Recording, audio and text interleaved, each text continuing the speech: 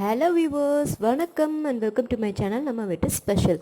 இன்றைக்கி நம்ம bakery style egg puffs எப்படி வீட்டிலே செய்யலாம் அப்படிங்கிறத நம்ம இன்றைக்கி பார்க்க போகிறோம்.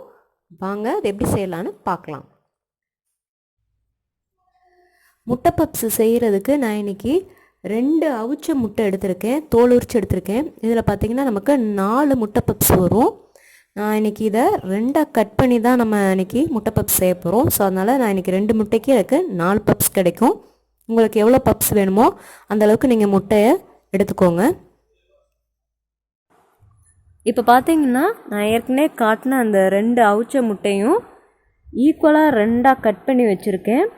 இந்த மாதிரி அவிச்ச முட்டையை பாதியாக வெட்டி தான் நம்ம இன்றைக்கி முட்டை பப்ஸ் செய்ய போகிறோம்.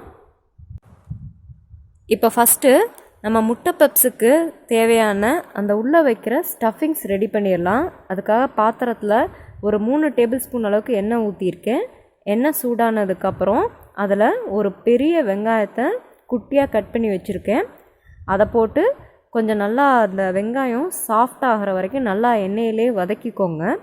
நான் இன்றைக்கி 2 முட்டையை வச்சு தான் நான் இன்றைக்கி பப்ஸ் செய்ய போகிறேன். ஸோ அதனால் எனக்கு இந்த ஒரு பெரிய வெங்காயமே போதுமான அளவுக்கு இருக்கும். நீங்கள் எவ்வளோ பப்ஸு செய்ய போகிறீங்களோ அந்த அளவுக்கு நீங்கள் இந்த வெங்காயத்தோட குவான்டிட்டியை நீங்கள் கூட குறைச்சி சேர்த்துக்கோங்க. இப்போ இதை நல்லா வதக்கிக்கோங்க. இப்போ வெங்காயம் ஓரளவுக்கு பாதி வதங்கிருச்சு. இப்போ நம்ம மசாலா பவுடர்லாம் சேர்த்துடலாம். இது கூட 1 ஸ்பூன் மிளகாய்த்தூள், 1/2 ஸ்பூன் கரம் மசாலா, சும்மா ஒரு 2 சிட்டி அளவுக்கு மஞ்சத்தூள் சேர்த்துக்கோங்க. இந்த மிளகாய்த்தூள் உங்கள் காரத்துக்கு ஏற்ற மாதிரி நீங்கள் உங்களுக்கு எவ்வளோ வேணுமோ கூட குறைச்சி சேர்த்துக்கோங்க. இந்த எல்லா மசாலா பவுடரும் இந்த எண்ணெயிலே நல்லா பொரியணும்.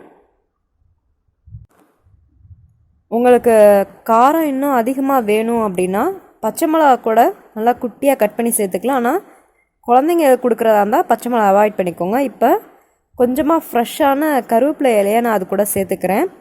உங்கள்கிட்ட கருவேப்பிலை இலை இல்லை அப்படின்னா நீங்கள் கொத்தமல்லி இலையை கூட ஆட் பண்ணிக்கலாம். அது இன்னும் கொஞ்சம் டேஸ்ட்டாக இருக்கும். இப்போ நம்ம உப்பு சேர்த்துடலாம். உப்பு பார்த்திங்கன்னா வெங்காயத்துக்கு எவ்வளோ தேவையோ அந்தளவுக்கு மட்டும் போட்டுக்கோங்க. ஏன்னா நம்ம அந்த பப்ஸுக்கு மேல் மாவு, அந்த பப்ஸு ஷீட்டுன்னு சொல்லுவோம்ல, அந்த மாவு பிசையும் போது அதுலேயும் உப்பு போட்டு தான் சேர்ப்போம். அதனால் பார்த்து சேர்த்துக்கோங்க. இப்போது ஒரு 1/4 டம்ளர் அளவுக்கு தண்ணி சேர்த்துக்கோங்க. இதுக்கு எதுக்காக இப்படி சேர்க்குறோம் அப்படின்னா அந்த வெங்காயத்தோட அந்த மசாலா பவுடர்லாம் ஆட் பண்ணியிருப்போம்ல, அந்த மசாலா பவுடரோட பச்சை வாசனை போகணும். அதுக்காக தான் இப்படி கொஞ்சமாக தண்ணி ஊற்றி வெங்காயத்தை நல்லா வேக விட போகிறோம்.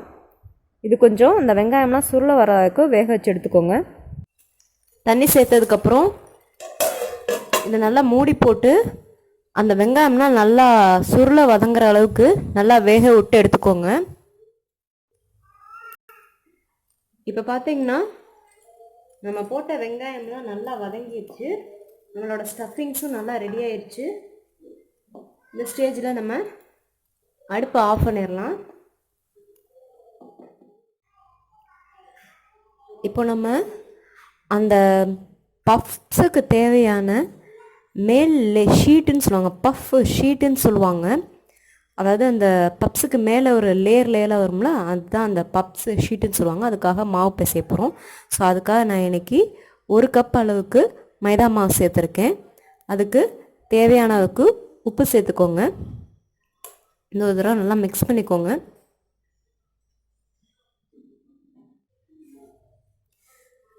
இப்போது இந்த மாவுக்கு கொஞ்சமாக தண்ணி ஊற்றி இந்த மாதிரி ஒரு விஸ்கு வச்சு நல்லா மிக்ஸ் பண்ணிக்கோங்க.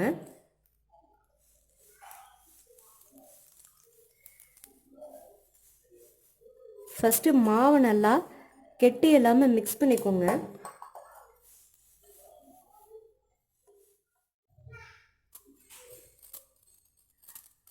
இப்போ பார்த்தீங்கன்னா நான் அந்த மாவை நல்லா கெட்டி இல்லாமல் நல்லா மிக்ஸ் பண்ணிக்கிட்டேன்.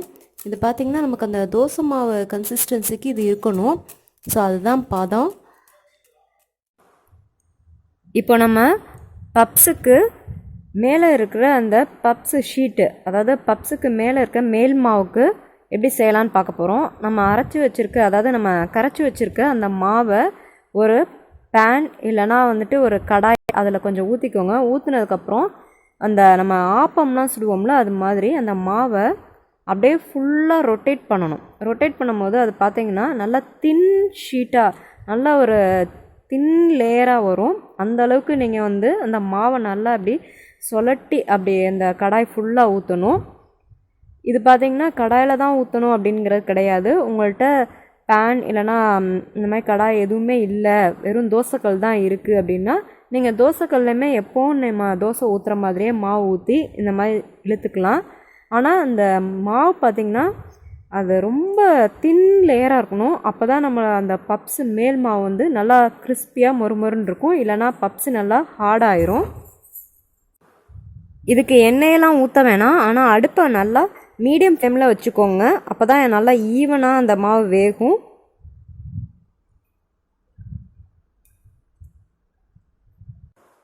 இப்போ இந்த மாவு நல்லா வெந்துருச்சு. இதை எடுத்துடலாம். இதை திருப்பிலாம் போட வேணாம். இப்போ இதை வச்சு எப்படி உள்ள முட்டையை வச்சு அந்த ஸ்டஃபிங்ஸ்லாம் வச்சு பப்ஸு செய்கிறது அப்படிங்கிறத பார்க்கலாம்.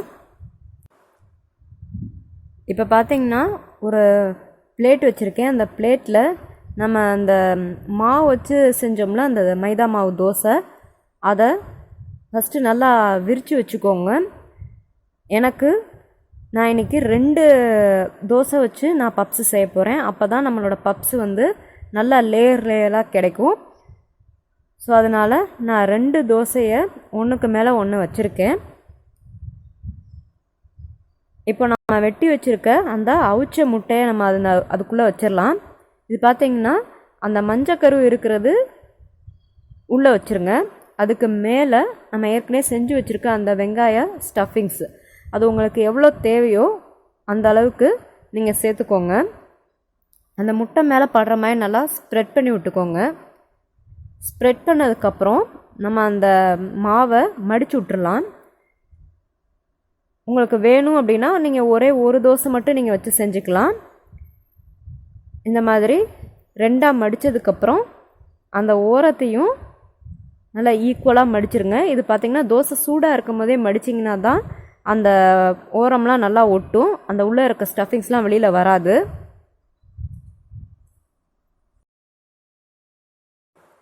இப்போ நம்ம செஞ்சு வச்சுருக்க பப்ஸெல்லாம் பொரிச்சு எடுத்துடலாம். அதுக்கு ஒரு பாத்திரத்தில் பொரிக்கிறதுக்கு தேவையான அளவுக்கு எண்ணெய் ஊற்றிருக்கேன். நம்ம மடித்து வச்சுருக்க பப்ஸை அப்படியே அந்த மடித்த அடிபாகம் வந்து எண்ணெய் பகுதியில் இருக்கிற மாதிரியும் மேல் பாகம் மேல் நோக்கி இருக்கிற மாதிரியும் அப்படியே வந்து எண்ணெயில் போட்டு பொரிச்சிடுங்க. அப்போ தான் உள்ளுக்குள்ளே வச்சுருக்க அந்த வெங்காய ஸ்டஃபிங்ஸ்லாம் வெளியில் பிரிஞ்சு வராது.